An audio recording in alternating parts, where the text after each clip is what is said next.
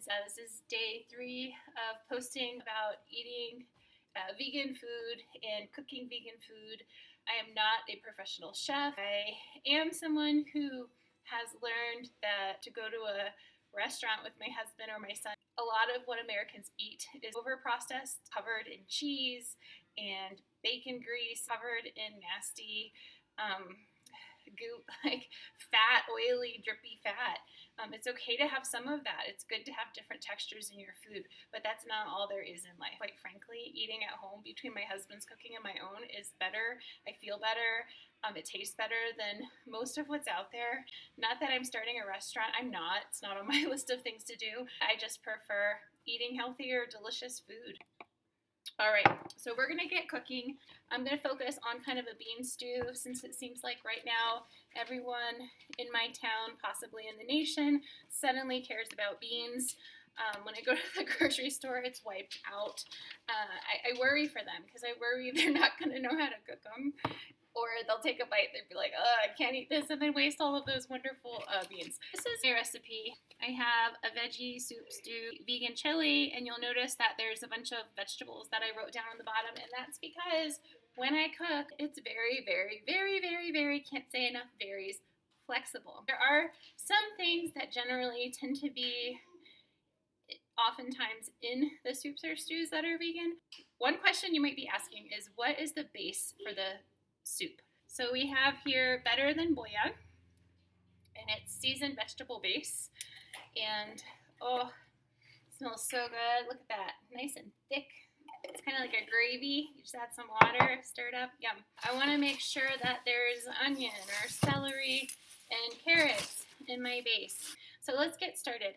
One of the things I'm working on is my portion sizes, and as you can see, I have this humongous, gigantic crock pot. I have some diced tomatoes. You can use stewed tomatoes, whole tomatoes, tomato sauce. You just want to get different flavors melding together. That gives it, I don't know if it's a full body taste. Cooking terms are so funny because it's not familiar, of course, right? I just happen to have Great Northern beans. You can use any beans that you have. I use unflavored. I do not drain my beans, as you can tell. I just pour them in. You want it to be thick. Tomatoes, turn my crock pot on high. You could put it on low for longer. They usually say like 4 to 6, 6 to 8 hours on low, or 2 to 4 hours on high. If you're using beans that have been dried, I don't know how long you soak them for. I've not had a lot of luck with that. What I have had luck with dried beans is using a pressure cooker. And my husband has one of those old-fashioned pressure cookers. I'm gonna put my apron on here. That it has a little piece on the top and it kind of whistles, and I always feel like it's about to explode, so it's a little stressful when he uses it, but he knows what he's doing, so that's all that matters. So what do we have here? We added our beans, we added our tomato. I'm gonna add right off the bat maybe like a half tablespoon. Doesn't come off of this very well, so what you want to do, put it in a mug with either cold water and stir it a bunch. I have a hot water connection right here, so that makes it really easy because of course it dissolves super fast in hot water. So I just stir it, stir, stir, stir. You don't need it super concentrated when you're making a soup or a stew with beans or just with veggies, because all of the vegetables together as well as with the tomatoes are going to give it flavor. Just gonna pour that in there, poured it all in. While this is starting to heat, I want to just show you, I keep all of my veggies once they're opened in one of these freezer bags because it helps to avoid freezer burn. It does not completely avoid freezer burn, but if you try to seal them up and close them, I'll show you a few more examples, then they'll be in good shape. Now I'm going to show you how much I added.